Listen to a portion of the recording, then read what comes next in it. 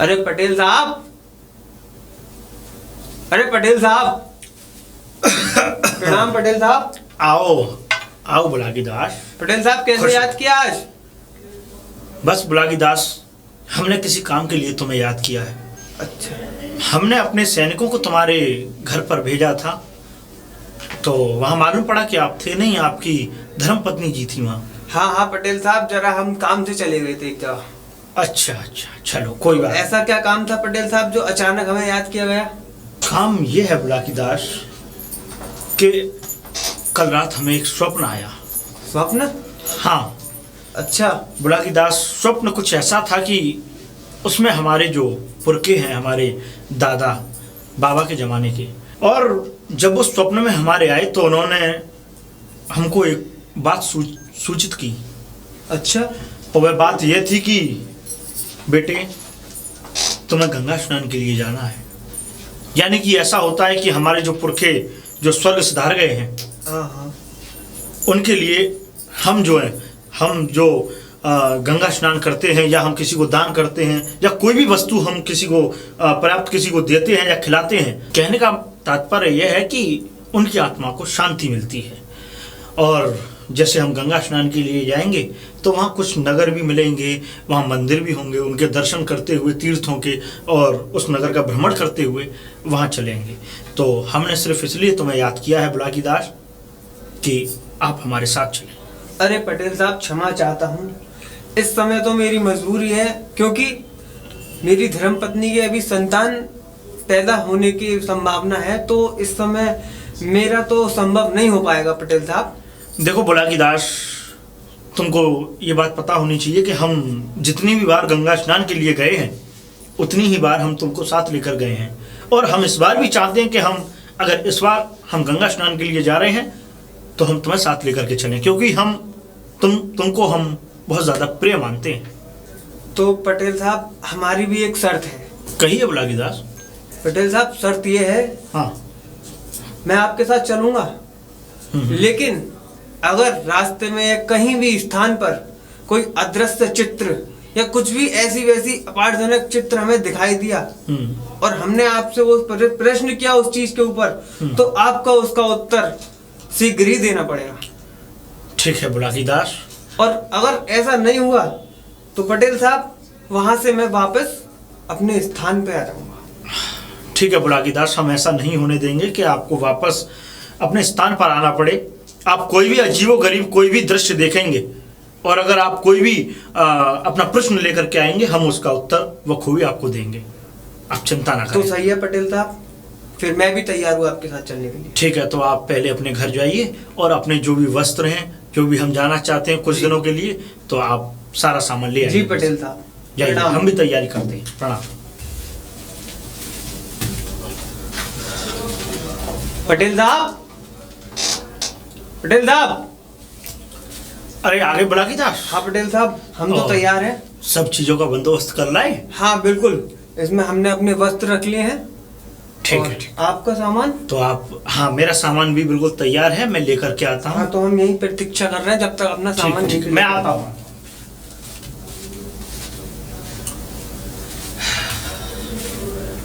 ठीक है बुलागी दास, मैं भी अपना सामान ले आया। ठीक है, तो अब प्रस्थान करें? अब चलें? और हाँ पटेल साहब, हाँ, जो मैंने बोला था वो आपको ध्यान है ना? हाँ हाँ, मुझे बुलागी दास, मुझे ध्यान है कि आप जो भी कोई प्रश्न देखेंगे उसका उत्तर मुझे देना है। हाँ हाँ, ठीक है, ठीक है, तो चलते हैं। एक बार गंगे मैया के नाम का जयकारा लगा दें। बोल गंगे मैया की जय। चलो बुलागी दास। अरे पटेल साहब। हाँ बुलागी दास। ये इतना बियाबान घना जंगल, तो क्या हमें इस मार्ग से गुजरना पड़ेगा? हाँ बुलागी दास, हमें इसी मार्ग से आना है। चलिए। क्यों बुलागी दास, कोई बात? नहीं नहीं नहीं, मुझे कुछ ऐसा लगा कि आप इन जंगलों को देख करके कुछ घबरा से रहे। वैसे घबराने की कोई बात नहीं है बुलागी दास, मैं समझता हूँ कि इतने घनघोर जंगल में, इस डरावने जंगल में इंसान को डर लगता ही है। आप चिंता ना करें, संध्या काल भी है, तो आगे चल करके एक नगर पड़ता है, उस नगर में भ्रमण करके वहीं गंगे मैया स्थान वो करेंगे। आओ बुलाकीदास। प्रभु ठहरिए। कहिए। प्रभु अब चलते चलते हमारे पांव दर्द कर रहे हैं, तो आपकी अगर इच्छा हो या इजाजत हो तो हम थोड़ी देर यहाँ विश्राम कर सकते हैं। नहीं बुलाकीदास, देखो यहाँ ये विश्राम की जगह नहीं है। ये आगे आपको नदी दिख रही है, हाँ। इस नदी को पार करते ही हम नगर में तो अंदर कहीं जा नहीं सकते, बाहरी एक रमणीक स्थान है, वहीं विश्राम करेंगे। ठीक है, जैसी आपकी इच्छा। हाँ, बस कुछ ही दूर और चलना है, चलिए।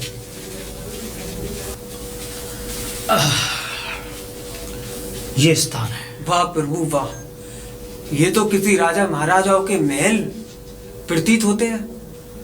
हाँ बुलाकीदास, ये कहीं पुराने जमाने के राजा महाराजा होंगे, उनके महल हैं। खैर कोई बात नहीं, आज की रात हमें यहीं विश्राम करना है। क्यों नहीं गुरुजी। ठीक है बुलाकीदास, अपनी पोटली को यहीं रख दीजिए और कुछ बनाने के लिए इस नगर में जाइए, या कुछ दाल चावल कुछ मिल जाए तो वो लेकर के आइए, जिससे कि हम अपना कोई भोजन बना करके हम अपना पेट भर सके दोनों। ठीक है पटेल साहब, आप यहाँ विश्राम कीजिए। हाँ ठीक है, हम अभी कुछ लेके आते हैं खाने के लिए। ठीक है ठीक है ठीक है, अच्छे से जाना। जी पटेल साहब। जय हो गई भैया की। बुलाकीदास भी, इसने जो बोला था कि इसके प्रश्न का उत्तर देना है, कहीं ऐसा ना हो कि ये नगर में गया तो है, ऊटपटांग प्रश्न देख करके आए और बोले कि गुरुजी इसका उत्तर दो। बुलाकीदास अभी नहीं आए। पटेल साहब। अरे बुलाकीदास, बैठो बैठो बैठो। पटेल साहब, ये आप अपना भोजन करिए और मैं अभी के अभी अपने घर पे वापस जा रहा हूँ स्थान में। क्यों बुलाकीदास, क्या बात हो गई? क्योंकि प्रभु मैंने ऐसा दृश्य देखा है जिसका आप उत्तर नहीं दे पाओगे। यहाँ समय का दुरुपयोग करना बेकार है। बुलाकीदास देखो, मैं जानता हूँ कि जो प्रश्न तुम देख करके आए हो उसका उत्तर आप मुझसे मांग रहे हो। ठीक है, मैं उसका उत्तर दूंगा। पहले आप बैठो और ये भोजन बनाओ, आप भी खाओ और हमें भी दो। ठीक है, उसके बाद हम तुम्हारे जो प्रश्न देख करके आए हो तुम, हम उसका उत्तर देंगे तुम्हें। जैसी आप चिंता ना करें। ठीक है, जैसी आपकी इच्छा। ये लो, भोजन बना करके लाओ।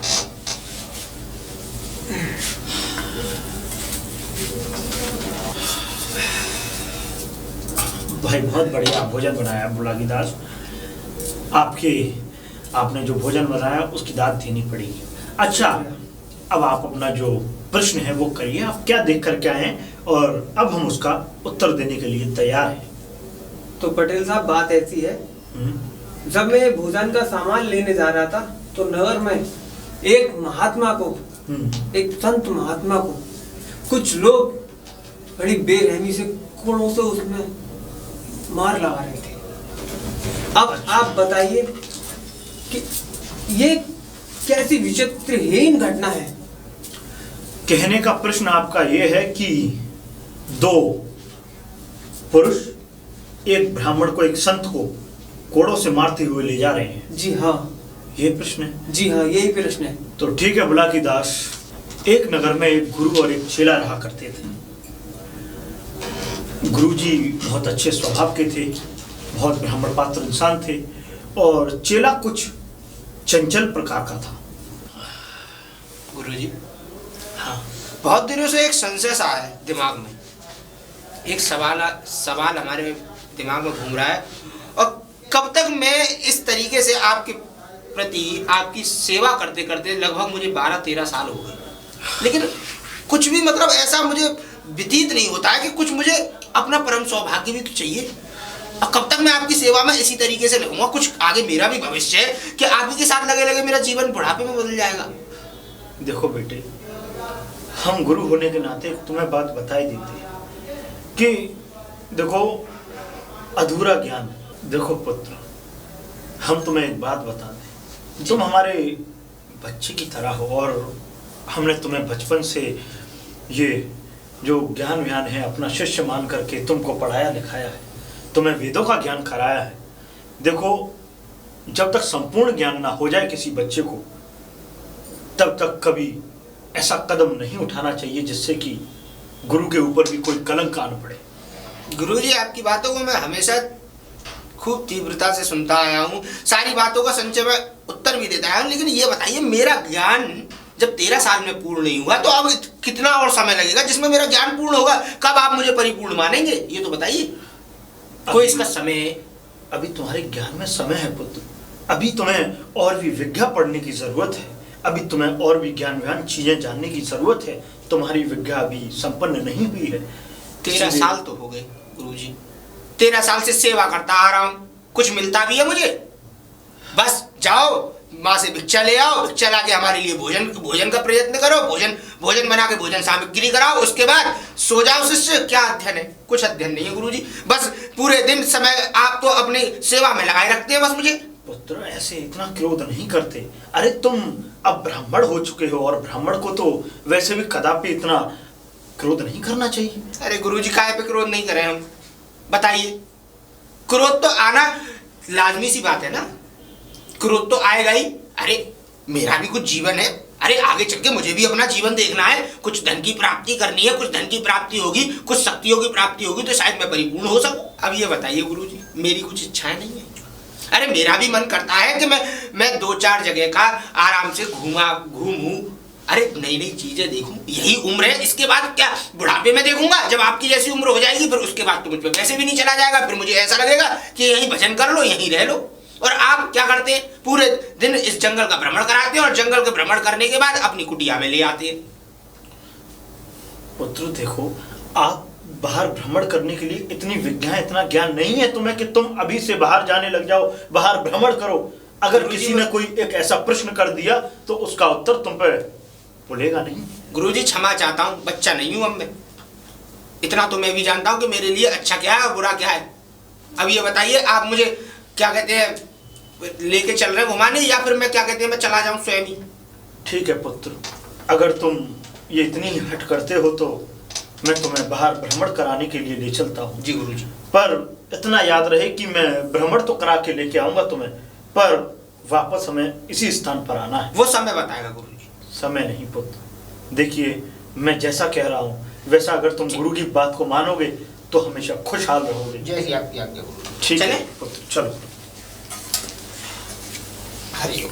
पुत्र, तुम्हारी इतनी जिज्ञासा हो रही है नगर के दर्शन करने के लिए। जी गुरुजी। तो ठीक है, हम तुम्हें नगर का दर्शन कराएंगे और कुछ जगहों पर, इस जगहों पर भी ले जाएंगे यहाँ हमारे देवी देवता वास करते हैं, उस जगह का भी स्थान का दर्शन कराएंगे। जी गुरुजी।